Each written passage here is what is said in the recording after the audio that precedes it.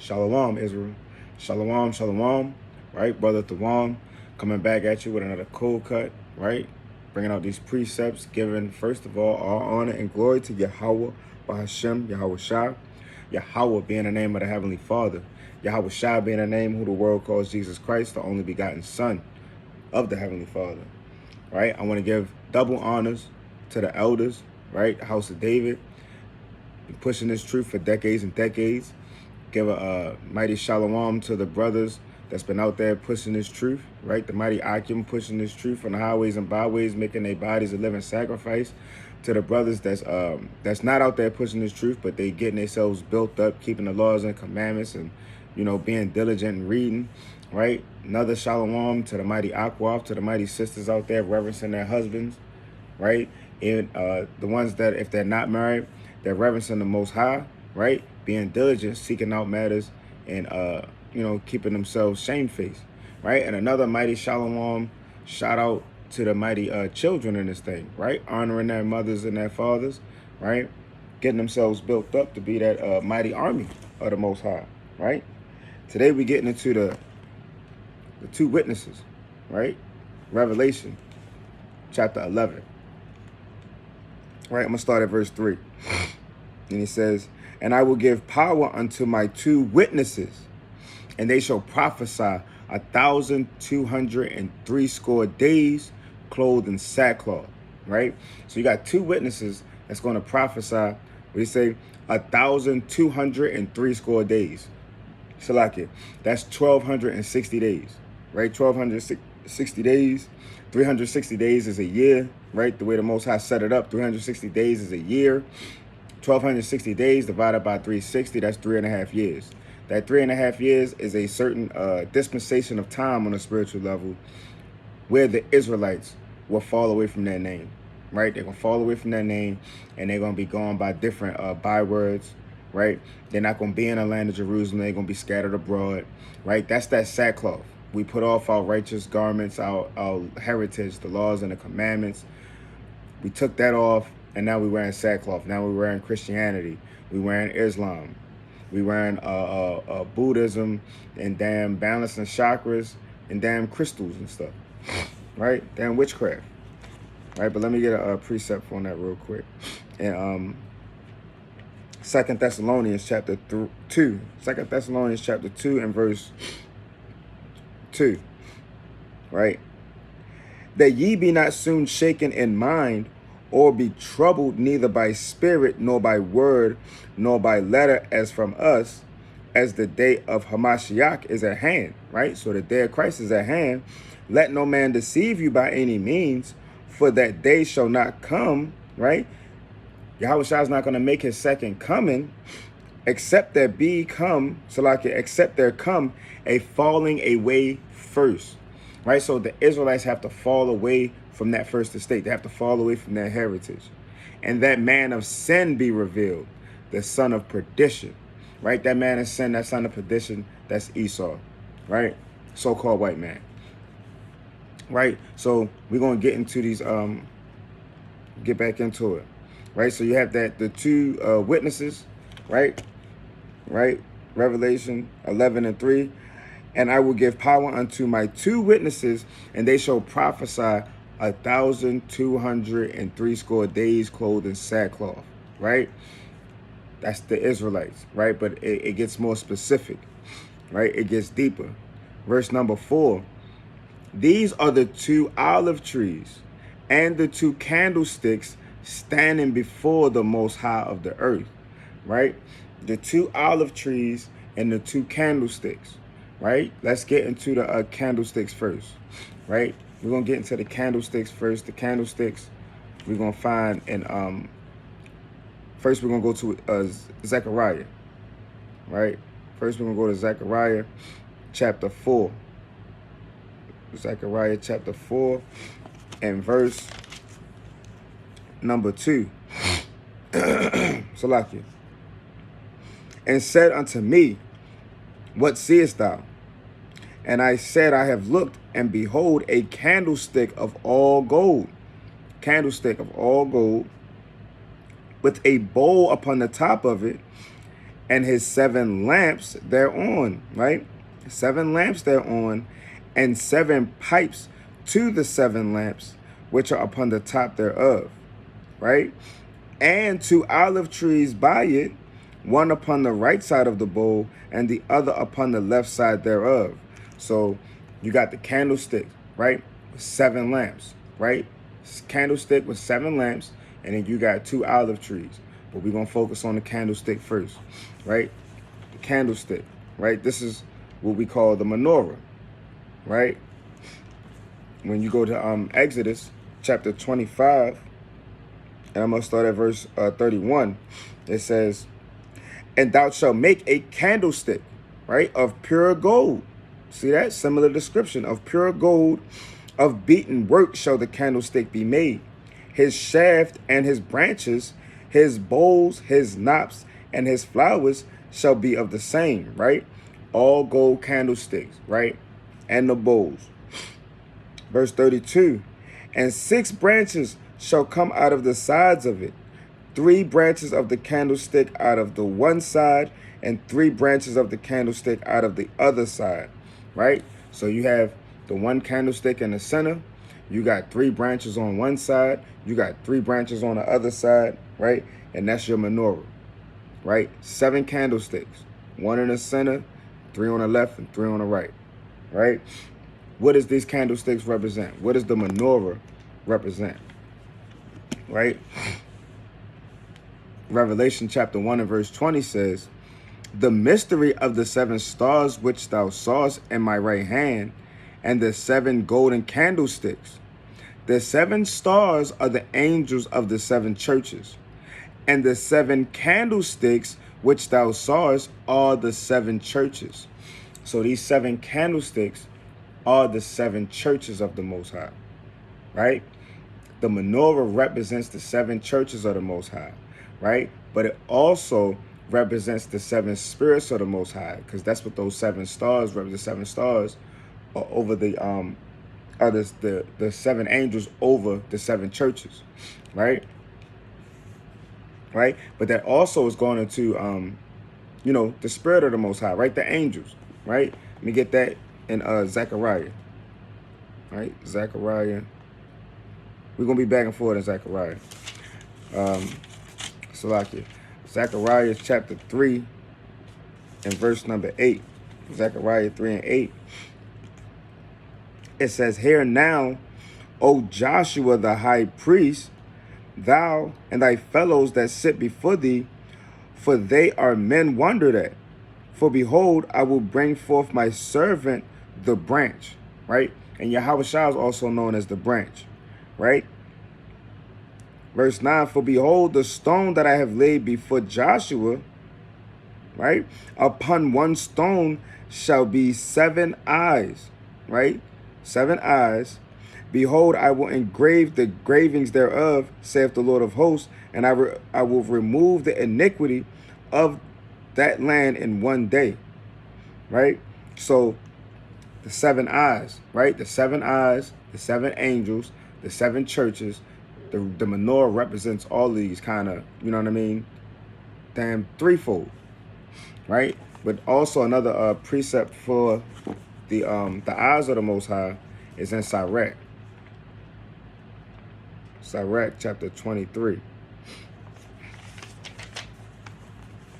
Sirach 23 and verse 19, right? Now this is talking about a wicked man here, right? To give you context. It says, well, I'll start at verse 18 to give you context. A man that breaketh wedlock, saying thus in his heart, who seeth me? I am compassed about with darkness. The walls cover me, and nobody seeth me. Right? So you got a man that's doing wickedness, and he's like, who can see me? If ain't nobody around here, can't nobody see me. So, you can just get away with murder in his mind. You know what I'm saying? Right? And nobody seeth me. What need I to fear? The Most High will not remember my sins. See that? So when people do certain things, they feel like they doing them in the dark. They feel like if nobody saw them, then the Most High ain't see it neither. But the Most High, not he don't get down like that, right? If the so-called white man got these damn cell phones tap, got these laptops and all of this. He watching everything that you do. He can see what you pulling up on the internet and all this and that.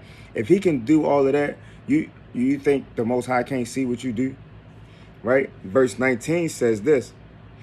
Such a man only feareth the eyes of men. Right? They only fear men.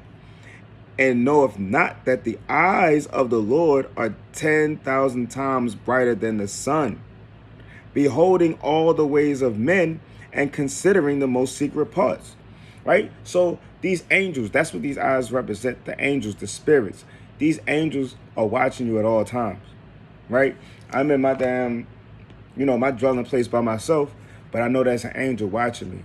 So if I do righteousness or if I do iniquity, there's an angel watching, so like and recording everything that I do.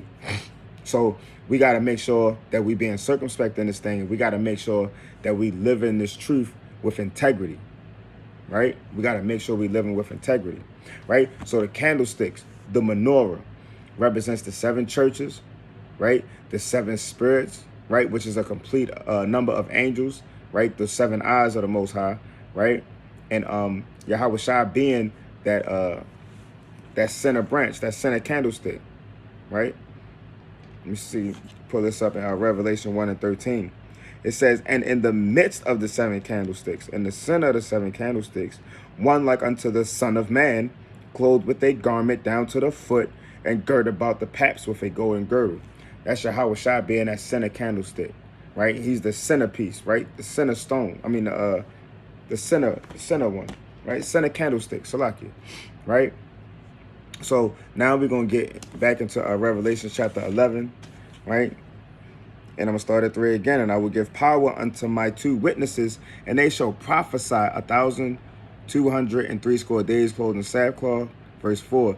These are the two olive trees and the 2 candlesticks standing before the Most High of the earth. Now we're going to get into the olive trees, right? The olive trees in Zechariah chapter 4 and verse 11, right? Zechariah chapter 4 and verse 11, right? Back at the olive trees, right? Then answered I and said unto him, what are these 2 olive trees upon the right side of the candlestick and upon the left side thereof?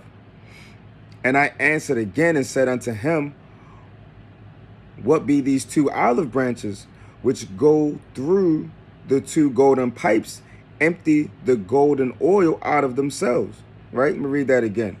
And I answered again and said unto him, what be these 2 olive branches which go through the 2 golden pipes, empty the golden oil out of themselves? Right? Right? So you got the 2 Salakia, you got the 2 olive branches, right? Emptying out the oil, right? Into the Salakia, into the golden pipes, right? Verse 13. And he answered me and said, knowest thou not what these be? And I said, no, my Lord. Then he said, Salakia, then said he, these are the 2 anointed ones that stand by the Lord of the whole earth. Right? So these are the 2 anointed ones that stand by the Lord. Right? These 2 anointed ones that stand by the Lord are Joshua, the high priest, right? And Zerubbabel, the governor, right? Joshua is the high priest, right? He's the high priest. He represents the Levitical priesthood. And then Zerubbabel is the governor, right? The governor also representing the king of Judea at that time, right? Babylon was taken captive. So at that time, you didn't have an actual like king per se, but you had the governor, which had that king status, under the Babylonians, under the captivity, right? So Joshua the high priest, right? Joshua the high priest, we're going to go to Zechariah chapter 3, right? And I'm going to start at verse 1. Zechariah chapter 3 and verse 1. And he showed me Joshua, the high priest, standing before the angel of the Lord, and Satan standing at his right hand to resist him, right? And the Lord saith unto Satan, the Lord rebuke thee, O Satan, even the Lord that hath chosen Jerusalem rebuke thee. Is not this a brand plucked out of the fire? Right? So you got Joshua the high priest. And then you got Satan standing at his right hand trying to resist him. Right? And then you got the Most High stepping in on behalf of Joshua the high priest, rebuking Satan, telling him you can't stop this work. Right? Joshua is the high priest representing that Levitical priesthood. Right? Right? And I'm gonna get on some other stuff. Right? Verse number 3, it says, now Joshua was clothed with filthy garments, right? Filthy garments like sackcloth, right? Like we read about with the two witnesses. Was clothed with filthy garments and stood before the angel. And he answered and spake unto those that stood before him, saying, take away the filthy garments from him. And unto him he said, behold, I have caused thine iniquity to pass from thee. Right? Your iniquity, your sins, right? We wear those as filthy garments, right? And in that day, we're going to take off those filthy garments, right? Lord willing, we make it to the wilderness and we make it into the kingdom. And if that be the case, you're going to take off that wickedness. You're going to take off that sackcloth, those filthy garments, those filthy rags. And now you're going to put on righteousness. You're going to put on the all white garment, right? The ones that are spotless, right? No stains, no sin, no iniquity, right? Cause thy iniquity to pass from thee, and I will clothe thee with change of raiment. And I said, let them set a fair mitre upon his head. So they set a fair mitre upon his head, and clothed him with garments. And the angel of the Lord stood by, right? So Joshua the high priest, he in these filthy rags, right? You got Satan trying to stop him from doing the work, right? And then you got the Most High stepping in, right? Resisting Satan, rebuking Satan. And then Joshua he takes off the filthy garments and he puts on a new garment, right? Right? And that new garment is immortality, right? And we can't wait to put that on, Lord willing. So Joshua the high priest, right? He represents that Levitical priesthood, right? But then you got Yahweh Shah, right? Let's go to James chapter 5 and verse 6. As he saith also in another place, thou art priest forever, right? Yahweh Shah is the priest forever after the order of Melchizedek, right? After the order of Melchizedek. Verse number 7, who in the days of his flesh, when he had offered up prayers and supplication with strong crying and tears unto him that was able to save him from death, and was heard, and that he feared. Salakia, though he were a son, yet learned he obedience by the things which he suffered. Right? So Yahweh Shah is the high priest after the order of Melchizedek. The order of Melchizedek is higher than the Levitical priesthood. Right? And Yahweh Shah came as that Melchizedek. Right? In verse Hebrews 7 and 1 says, for this Melchizedek, king of Salem, priest of the Most High God, who met Abraham returning from the slaughter of the kings and blessed him. Right? So Melchizedek, that priesthood, that's a priest of the Most High God. Right? Right? Verse 2 says, to whom also Abraham gave a tenth part of all. Right? So Abraham gave him a tithe, first being by interpretation king of righteousness. Right? This is a high priest, but he has a title being king of righteousness. Right? Melchizedek, in the Hebrew, Malak Chazadok, king of righteousness. Right? So king of righteousness. And after that also king of Salem, which is king of peace. Right? So he's the high priest and he's the king. Right? And like we said, Zerubbabel is that governor. That was that kingship during that same time that Joshua was high priest. Right? So let's go to Haggai. Haggai chapter 2 and verse number 4. Haggai 2 and 4 says, yet now be strong, O Zerubbabel, saith the Lord. And be strong, O Joshua, son of Josedek, the high priest. And be strong, all ye people of the land, saith the Lord, and work, for I am with you, saith the Lord of hosts. According to the word that I covenanted with you when ye came out of Egypt, so my spirit remaineth among you, fear not. Right? So the way he brought us out of Egypt, right, with that mighty hand, he brought them plagues on them, right? He's telling you it's the same, that's the same spirit that's going to be with you. It's the same one protecting you. So don't have no fear, right? Fear not.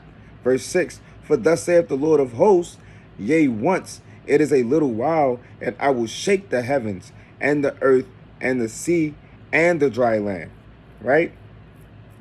And I will shake all nations, and the desire of all nations shall come. Salakia, he said he will shake the heavens and the earth and the sea and the dry land, right? And if you look on the earth now, you got earthquakes, right? You got floods, you got wildfires, you see what I'm saying?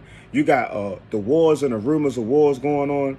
There's a lot of spirits being stirred up right now, right? So this is another prophecy letting you know that this is not talking about just right now or just that moment when it was written, but this is a prophecy for things to come to pass, right? That's how they represent the two witnesses. That's how we in Zechariah and Haggai, but then it relates to Revelation, right? Revelation is at the last, right? Revelation is the revealing, right? Right? I will shake the heavens and the earth and the sea and the dry land, and I will shake all nations, and the desire of all nations shall come, and I will fill this house with glory, saith the Lord of hosts. See that? And that house, he's talking about the Israel, right? He's talking about the Israelites. He's going to fill us, right, with that light. He's going to fill us with the glory, right? I be willing we make it, right? So now we're going on to Zerubbabel, right? Zerubbabel, I'm going to Haggai chapter 2 and verse number 21. Haggai 2 and 21 says, speak to Zerubbabel, governor of Judah, saying, I will shake the heavens and the earth, and I will overthrow the throne of kingdoms, and I will destroy the strength of the kingdoms of the heathen. See that? He's going to destroy the strength of the kingdom of these heathens, right? For Zerubbabel, right? Right? Speak to Zerubbabel, governor of Judah, saying, I will shake the heavens and the earth. I will overthrow the throne of kingdoms, and I will destroy the strength of the kingdoms of the heathen, and I will overthrow the chariots and those that ride in them, and the horses and their riders shall come down, every one by the sword of his brother, right? So these other nations, they're going to be going to war, right? And they are going to be brought down, right? They are going to be brought down. Verse 23, in that day, saith the Lord of hosts, I will take thee, O Zerubbabel, my servant, the son of Shealtiel, saith the Lord, and I will make thee as a signet, for I have chosen thee, saith the Lord of hosts, right? So, and that's another prophecy going into World War III as well, right? You're going to have these nations fighting against each other, right? And then you're going to have Zerubbabel, right? Yahweh Shai showing up as that signet, right? He's going to show up and do damage, right? And can't nobody stand before Yahweh Shai. And basically what the Lord is saying here is nobody's going to be able to stand before Zerubbabel because the Lord is going to be fighting with him. The Lord is going to be fighting for him.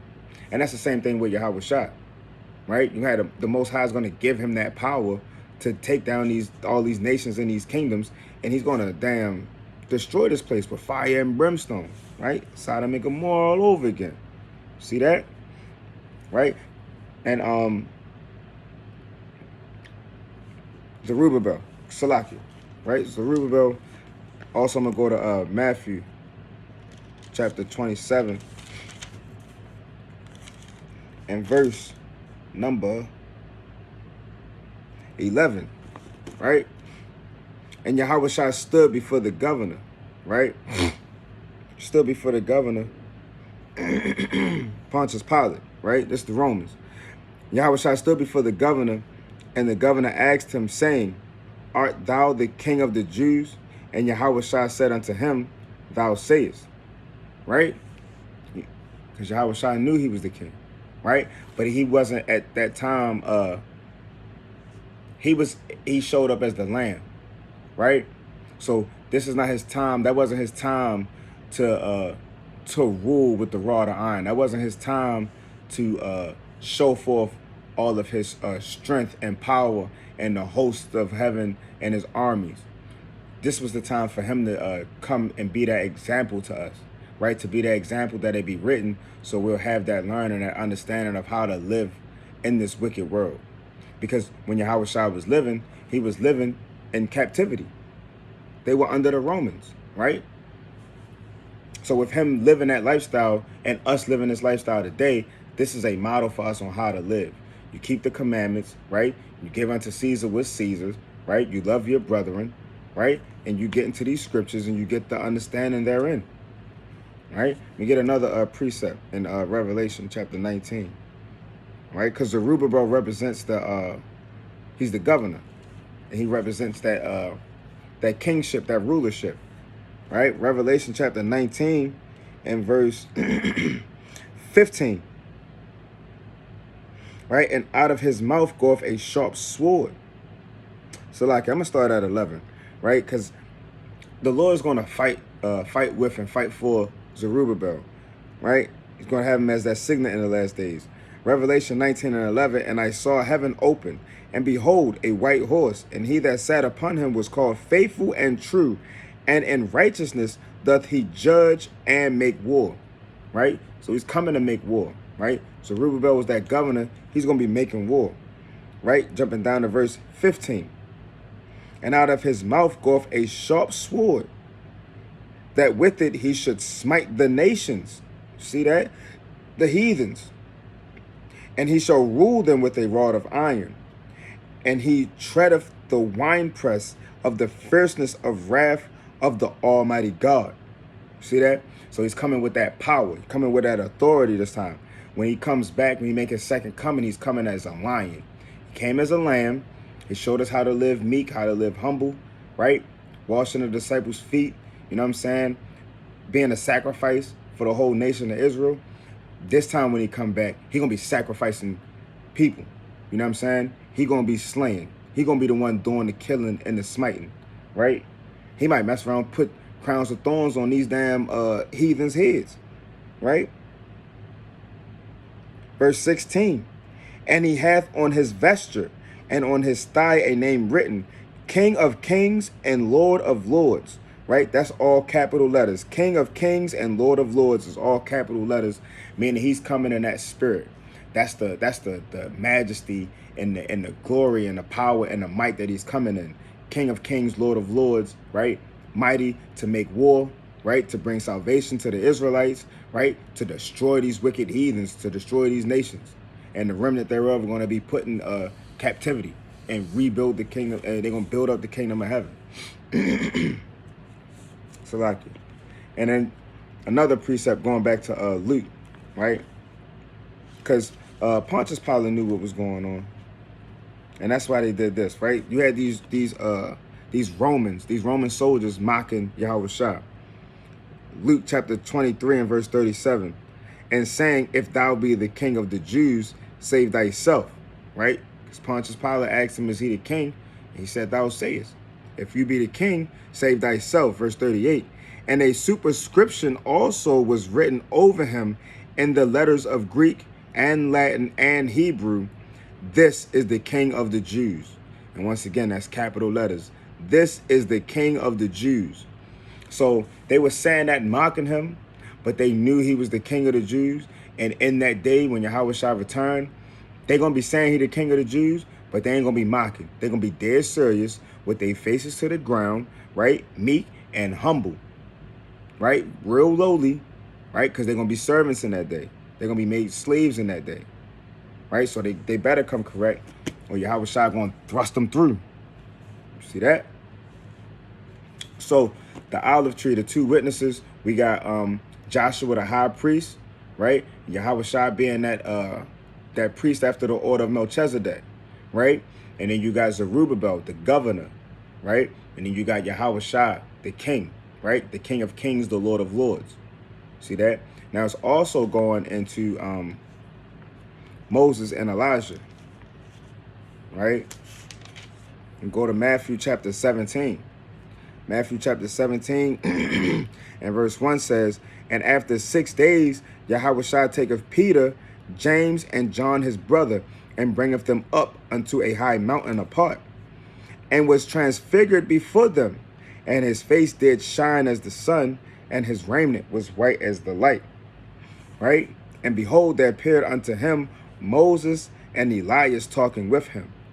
Right? So Yahushua brought Peter, James, and John to this place, and he turned, his countenance, his appearance, everything got bright.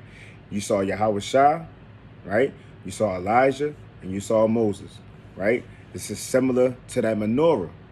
You got Yahushua in the center, you got Elijah on one side, you got Moses on the other side. What does Elijah represent? Salakia, what does Moses represent? We'll start with Moses. What does Moses represent? Moses represents the law, right? Moses represents the law. So I'm gonna get this in Nehemiah, right? Nehemiah chapter 9 and verse 13. Right? Talking about the Most High.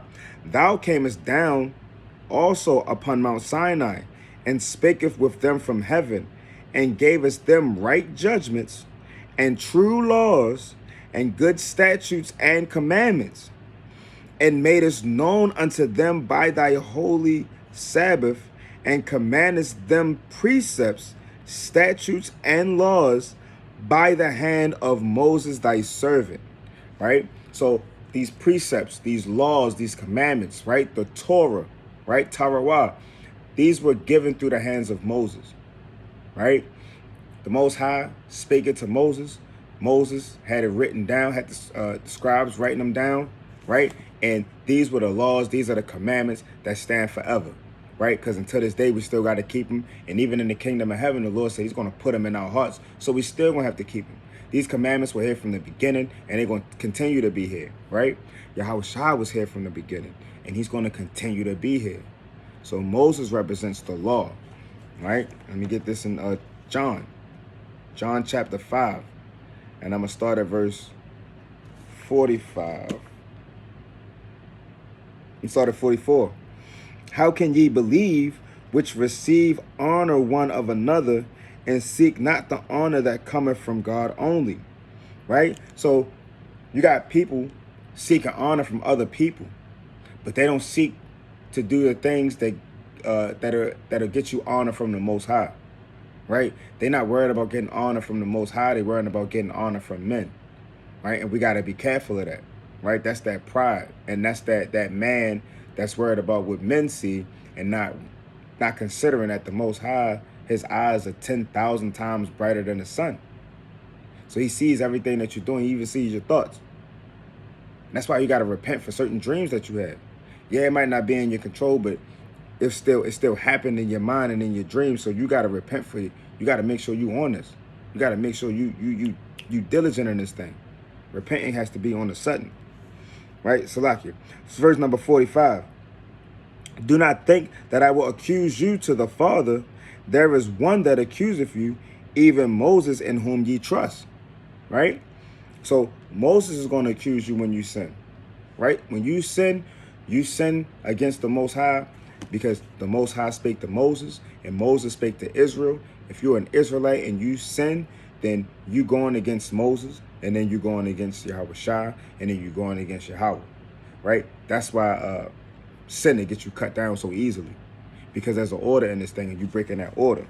Right? Verse 45, verse 46. For had ye believed Moses, ye would have believed me, for he wrote of me. Moses wrote the Torah. So this law, this Torah, represents Yahushua. Said he wrote of me. Verse 47. But if ye believe not his writings, how shall ye believe my words? So Yahushua is telling you straight up, how you gonna believe what I tell you, right? How you gonna believe what Yahushua say if you're not listening to what Moses told you to do? And that's a cut to Christianity, talking about the law is done away with, when it's written in red letters But if ye believe not his writings, how shall ye believe my words? So how you going to believe in Yahweh Shai if you don't believe Moses? Moses gave you the Torah. The law is not done away with. We got to keep that forever. Salaki. And then I want to get this in Exodus chapter 7. All right, Exodus chapter 7, and I'm going to start at verse number 19.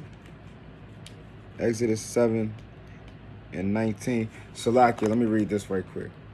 Let me go back to Revelation, because that was a point I wanted to bring out. Revelation chapter 11, right, and verse 4. These are the 2 olive trees and the 2 candlesticks standing before the God of the earth. And if any man will hurt them, fire proceedeth out of their mouth and devoureth their enemies.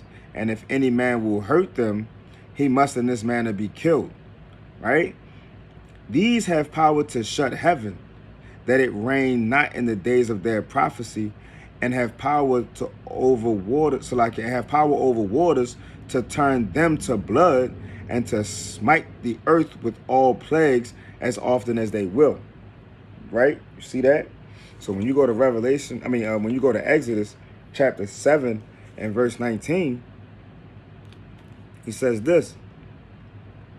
And the Lord spake unto Moses, say unto Aaron, take thy rod and stretch out thine hand upon the waters of Egypt, upon their streams, upon their rivers, and upon their ponds, and upon all their pools of water, that they might become blood, and that there may be blood throughout all the land of Egypt, both in vessels of wood and in vessels of stone. Right? Stretch out their hand, right, over the waters. And Moses and Aaron did so, as the Lord commanded. And he lifted up the rod and smote the waters that were in the river, and in the sight of Pharaoh and in the sight of his servants, and all the waters that were in the river turned to blood. Right? And the fish that was in the river died, and the river stank. And the Egyptians could not drink the water of the river, and there was blood throughout all the land of Egypt. Right? So these 2 witnesses are going to have power over water to turn it into blood. Right? And Moses did that. You see that? Moses did that. So you got Moses, right, representing the law. And Yahweh Shai, he comes in that representation of the law. Right? He kept the law perfectly in that lifetime. So with him keeping the law, right, that's one of the representations. And then you have Elijah. Right? You have Elijah, and I'm going to get this in Malachi. Right? Malachi chapter 4 and verse 5. Right? Now, in Revelation, he said, and these have the power to shut up heaven in verse 6, Revelation 11 and 6. So like, I'm going to start at 5. If any man will hurt them, fire proceedeth out of their mouth and devoureth their enemies. And if any man will hurt them, he must in this manner be killed. These have power to shut heaven, that it rain not in the days of their prophecy, and have power over waters to turn them to blood, and to smite the earth with plagues as often as they will. Right? So Malachi 4 and 5 says, behold, I will send you Elijah the prophet before the coming of the great and dreadful day of Yahweh. Right? So before the Lord returns, he's going to send Elijah back down. Right? He's going to send Elijah back down. Right? And, you know, I have reason to believe that he already came. So, you know, the Lord could be coming any day now. But that's another topic. But with that, Elijah's going to come in the last days. Right? And this is a part of these witnesses. Right? And we're going to read about some of the acts that Elijah did. Right? It gets summed up in Sirach, chapter 48. A lot of the acts of Elijah gets summed up in Sirach, the 48th chapter. Right? And it says, I'm going to start at verse 1. Then stood up Elias the prophet as fire, and his word burned like a lamp. Right? So Elijah was on fire. Right? Elijah was on fire. He was walking with the Most High. right? And he was doing the things that the Most High required him to do, right? He brought a sore famine upon them, and by his zeal he diminished their number. By the word of the Lord he shut up the heaven, and also 3 times brought down fire. You see that? And so when you read it in Revelation chapter 11, right? When you read Revelation chapter 11, it says, if any man will hurt them, fire proceedeth out of their mouth and devoureth their enemies. And if any man will hurt them, he must in this manner be killed. Right? And verse 6 says, these have the power to shut heaven, that it rain not in the days of their prophecy. So that was what Elijah was doing. Right? Right? Elijah had that type of power through the Spirit of the Most High. Right? So I'm going to read that again. By the word of the Lord, he shut up the heaven, and also 3 times brought down fire. O Elias, how wast thou honored in thy wondrous deeds, and who may glory like unto thee? Right? So Elijah was like the top prophet. Right? Elijah was that prophet of prophets. Right? Who didst raise up a dead man from death, and his soul from the place of the dead, by the word of the Most High, who brought us kings to destruction, and honorable men from their bed, who heard us the rebuke of the Lord in Sinai, and in Horeb the judgment of vengeance. Right? So you got Elijah doing mighty works. You got Elijah bringing people from the dead. Right? He damn taking down kingdoms. See what I'm saying? Verse 8, who anointed kings to take revenge, and prophets to succeed after him. That's talking about Elisha. Elisha got that double spirit of Elijah, right? And Elisha was out there, he was out there doing the work. He was going hard too, right? Verse number 9, who was taken up in a whirlwind of fire, and in a chariot of fiery horses, right? Elijah was called up. Elijah was called up into heaven, right? Called up in a chariot. Verse number 10, who was ordained for reproofs in their times, to pacify the wrath of the Lord's judgment, before it break forth into fury, and to turn the heart of the father unto the son, and to restore the tribes of Jacob. Right? So Elijah was out there, you know, he not only was he prophesying, not only was he doing a lot of mighty works, but he was also trying to keep the father from destroying us. Right? He was speaking on our behalf, trying to keep the Father from damn destroying us for being wicked Israelites. Because we are stiff-necked people. We hard-headed, right? We don't want to listen. We want to do our own thing. We get pride. We get puffed up. And the Lord have to, you know, he got to humble us every once in a while. And Elijah was speaking on our behalf, like, you know, if you're going to punish him, don't OD on him. You know what I'm saying? All praises, the water, Elijah, because we might mess around not be here, right? Right? And he turned the heart of the father unto the son, and to restore the tribes of Jacob, right? Because in the last, you're going to have the Israelites, right, all coming back together, right? Because you had damn northern kingdom falling away. You had northern kingdom just doing their own thing, and Elijah's as a sign and a signet, you know what I mean, to call all of the tribes back together, right? Blessed are they that saw thee and slept in love, for we shall surely live. Elias it was who was covered with a whirlwind, and Elisha was filled with his spirit whilst he lived. He was not moved with the presence of any prince, neither could any bring him into subjection, right? Because Elisha was going hard. Elisha wasn't one to be toyed with, right? So we got Moses and Elijah, right? The transfiguration, pursuant to Matthew chapter 17, and you got Yahushua, right? You got Moses representing the law, right? Yahushua fulfilling the law, and then you got Elijah representing the prophets, right? And Yahushua being that one to fulfill the law and the prophets, right? Let me grab that real quick in Matthew chapter 5. right? Matthew chapter 5 and verse number 17. Yahushua said, think not that I come to destroy the law or the prophets.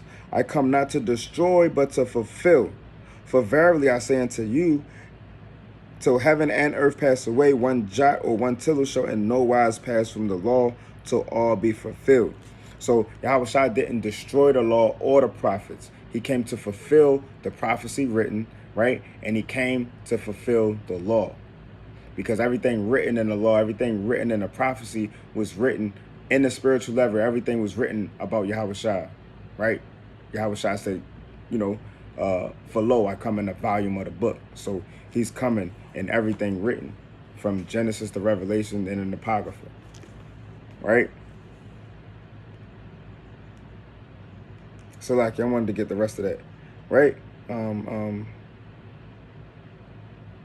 Till all be fulfilled. Verse 19, whosoever therefore shall break one of these least commandments and shall teach men so he shall be called least in the kingdom of heaven. But whosoever shall do and teach them, the same shall be called great in the kingdom of heaven. Right? So, got to keep these commandments. There's no way around it. Got to keep the commandments. Yahushua said it a few times. And he showed it to you. Right? So, Moses and Elijah, the law and the prophets, Yahushua came to fulfill all of that. Right? Back to the 7 candlesticks. And Yahushua, Salakia, and the 2 witnesses represents us today, right? The northern and the southern kingdom kind of doing our thing now, right? So let me get this real quick. The northern and the southern kingdom. This is 1 Kings, right? 1 Kings chapter 11. And I'm going to start at verse 29. And it came to pass at that time when Jeroboam went out of Jerusalem, that the prophet Ahijah, the Shilonite, Salakia, found him in the way, and he had clad himself with a new garment. And they two were alone in the field, right? So you had the prophet Ahijah, and then you had Jeroboam, right? They alone in this field. Verse 30 says, and Ahijah caught the new garment that was on him and rent it in 12 pieces, right? So he took Jeroboam's garment and he rent it, right? Meaning he tore it into 12 pieces, right? Verse 31, and he said to Jeroboam, take thee 10 pieces, for thus saith the Lord, the God of Israel, behold, I will rend the kingdom out of the hand of Solomon and will give 10 tribes to thee. See that? So the Lord took the Israelites, right? Took the 12 tribes. He ripped up, he ripped up the garment, each piece representing each tribe, and he gave Jeroboam 10 of them, right? This is the northern kingdom, right? You're going to be king over the northern kingdom, right? So that's where the split came in, right? That's where the split came in. And let's get John chapter 4. And I'm going to start at verse 4, right? John 4 and 4. Right? Now, let's talk about Yahushua. And he must needs go through Samaria, right? Then cometh he to a city of Samaria, which is called Sychar, near to the parcel of ground that Jacob gave to his son Joseph, right? So he's in Samaria, right? He's on the outside of Judea. He's in Samaria, right? And he's there. There's a grounds where that Jacob gave to Joseph, right? Now Joseph, right? The northern kingdom is known as the house of Israel. Is also known as the house of Ephraim, right? Also known as the northern kingdom. See that? So Joseph and his sons, well, Joseph's sons, Ephraim and Manasseh, those 2 tribes are a part of that northern kingdom. So he's in Samaria, in the land of the northern kingdom, right? Verse number 6. Now Jacob's well was there, right? Jacob is Israel. Jacob's name was changed to Israel. Jacob's well was there. Yahushua, therefore, being wearied with his journey, sat thus on the well, and it was about the 6th hour. There cometh a woman of Samaria to draw water. Yahushua saith unto her, give me to drink. Right? So he's telling this Samaritan woman, give me something to drink. And she said, well, so like in verse 8 says, for his disciples were gone away unto the city to buy meat. Verse number 9. Then saith the woman of Samaria unto him, how is it that thou, being a Jew, askest drink of me, which am a woman of Samaria? For the Jews have no dealing with the Samaritans, right? Because during that split, when they split, you had Judah, Benjamin, and Levi still trying to keep the commandments. Judah, Benjamin, and Levi stayed true to the Most High, right? And then the rest of the 12 tribes, they kind of started doing their own thing. They was worshiping false idols, worshiping other gods, right? Let me get this real quick before I proceed. I'm going to come back to that. Jeremiah 11 and 16, right? So like Jeremiah chapter 11 and verse number 16. And it reads, the Lord called thy name a green olive tree. See that? Right? The Lord called thy name a green olive tree, fair and of goodly fruit. Right? So this is what we're talking about when we say the northern and southern kingdom. Right? Because you got the green olive tree, you got one on one side of the golden candlestick, and you got one on the other side.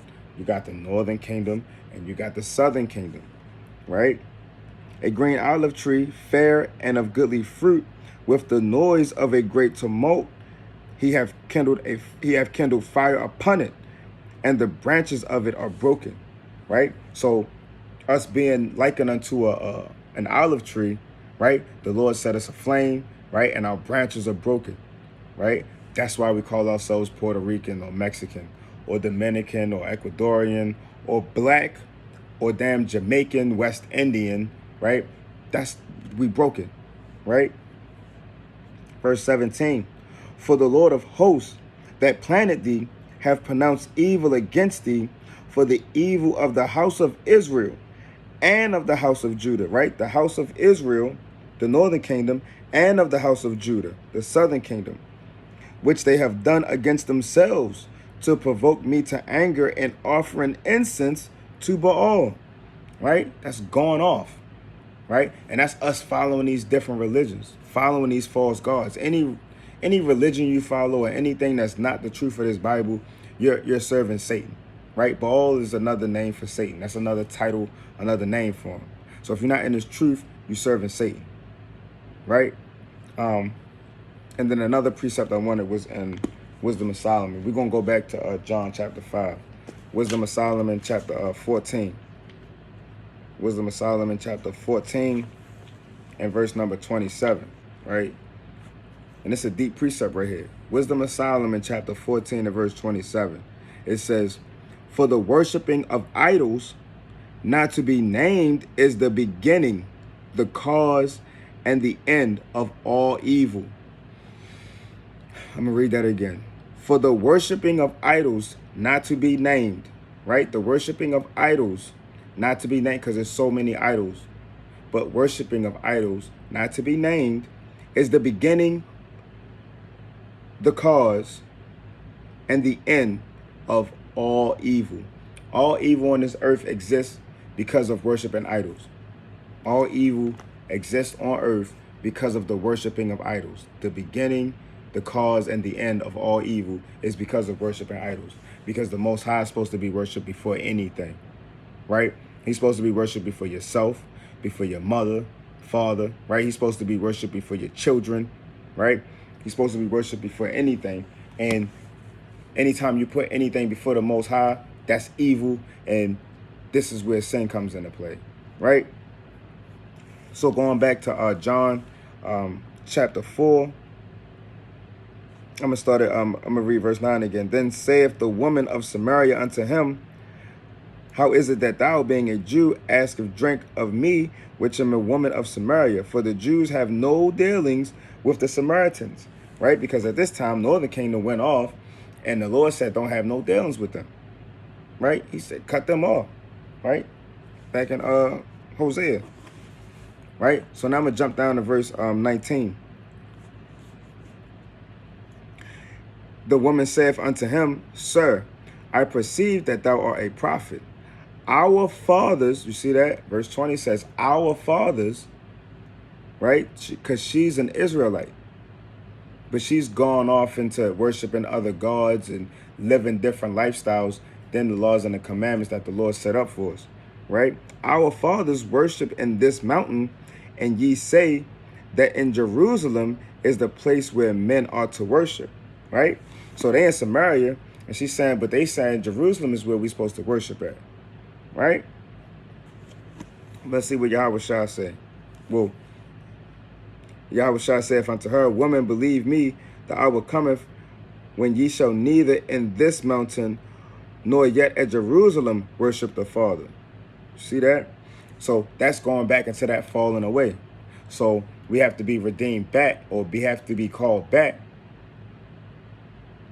to keeping the Most High's commandments. We got to be called back. We got to be, this is that being adopted back in, right? This is that grafting in that we talk about, right? That's mentioned in the scriptures, right? So I'm going to jump down to verse 39, right? And many of the Samaritans of that city believed on him for the saying of the woman, right? Because she ran back and she told them, hey, this man just told me a bunch of stuff about me that I ain't never tell him or whatever. And they was believing her, right? Which testified, he told me all that I ever did. Verse 40, so when the Samaritans were come unto him, they besought him that he would tarry with them, and he abode there 2 days. Verse 41, and many more believed because of his own words, and said unto the woman, now we believe, not because of thy saying, for we have heard him ourselves, and know that this is indeed the Christ, right? The Hamashiach, the Savior of the world. What's that world? The world of Israel, right? So, Northern Kingdom, Southern Kingdom, right? Yahweh Shai, he showed up to that woman in Samaria.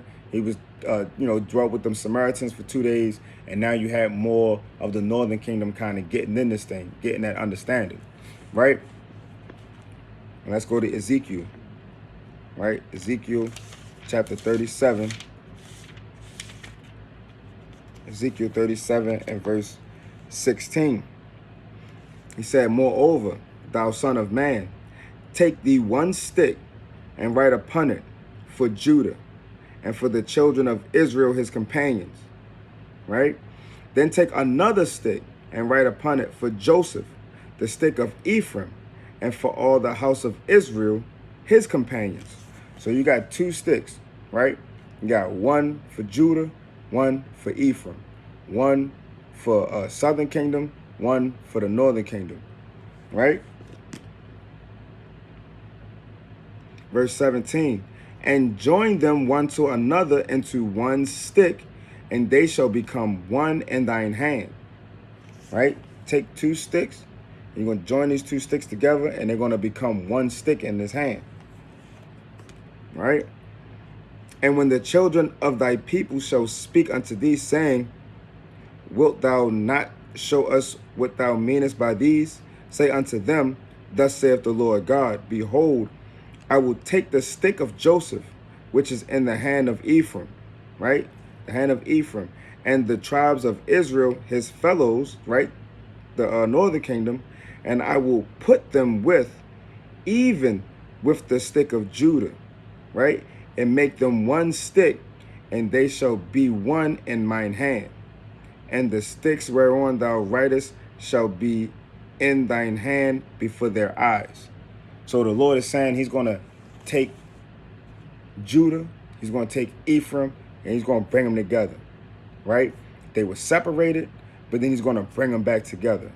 You got the 2 olive trees, right? They're going to come together through that those candlesticks, through the menorah, through the oil, right? That oil coming out of those olive trees, going into those pipes, going into the feed the flames of those menorahs, right? That's how we're going to come together, right?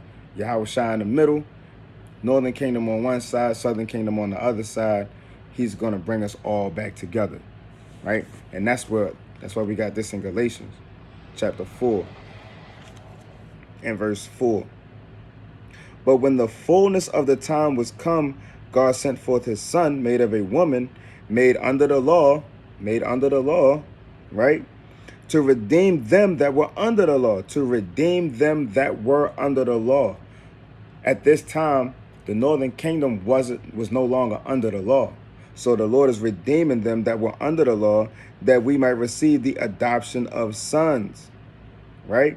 And because you are sons, God have sent forth his spirit, so like it sent forth the spirit of his son into your hearts, crying, Abba, Father, right? So the Most High is, he's stirring the spirits up in these Israelites, right? To wake them back up to being the Israelites, to call them out of the darkness into the marvelous light, right?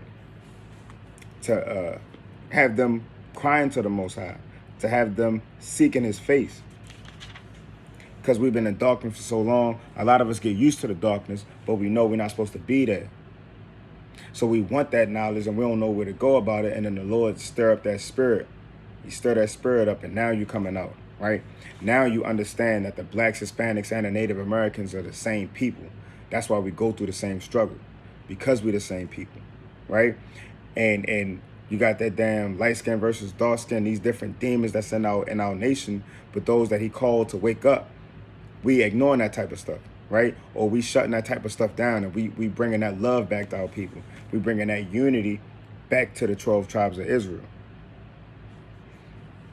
Romans chapter 9 and verse 26. Romans 9 and 26. And it shall come to pass that in the place where it was said unto them, ye are not my people, there shall they be called the children of the living God, right? And it shall come to pass that in the place where it was said unto them, ye are not my people, there shall they be called the children of the living God, right? That's talking about us. That's us right now, right? Us waking up, right? I used to call myself a black man or African American, right? But now I know I'm an Israelite. I'm from the tribe of Judah, and that's what it is. And I'm not moving off of that. I'm not moving off my square. I'm an Israelite from the tribe of Judah, and that is what it is, whether you accept it, believe it, or not. It just is what it is. So now we come into that understanding that we are the children of Israel, right? We are the children of the living God, right? And this is that place where it said, ye are not my people. Because even now, when we go on, we prophesy and we tell these people, hey, we the Israelites of the Bible, you have our own people. No, I don't want to be, I don't want to be better than nobody. But the Lord said it. Nah, I don't believe that.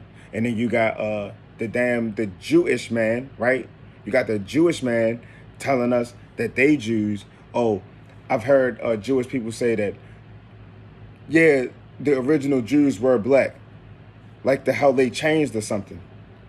No, y'all stole our land and our identity, right? So now we come into that understanding, and this is that place where it was said that we are not the children of the Most High, but now we know and we're proclaiming that we are the children of the living God.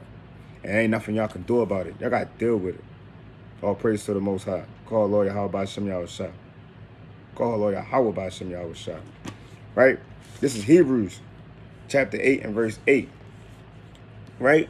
Because we were separate. Right? And we had the laws and commandments, and we forsook the laws and commandments. So the Lord said this, Hebrews 8 and 8. For finding fault with them, he saith, behold, the days come, saith the Lord, when I will make a new covenant with the house of Israel and with the house of Judah. With the house of Israel and with the house of Judah, he's going to make a new covenant, right? Not according to the covenants I made with their fathers in the day when I took them by the hand to lead them out of the land of Egypt, because they continued not in my covenant, and I regarded them not, saith the Lord. Right? We didn't continue in the Lord's covenant, and he set us aside. Right? He stopped being our father. He stopped acting as stopped being as a father to us, in the sense that he basically chastises. Right? He sent us into slavery, captivity under these Edomites, these so-called white people, and they done stripped us of our language, our heritage, you know what I mean, our inheritance. They stripped us of everything. right? And now we're coming back, right? And the Lord said that when we come back, he's going to make a new covenant with us, right?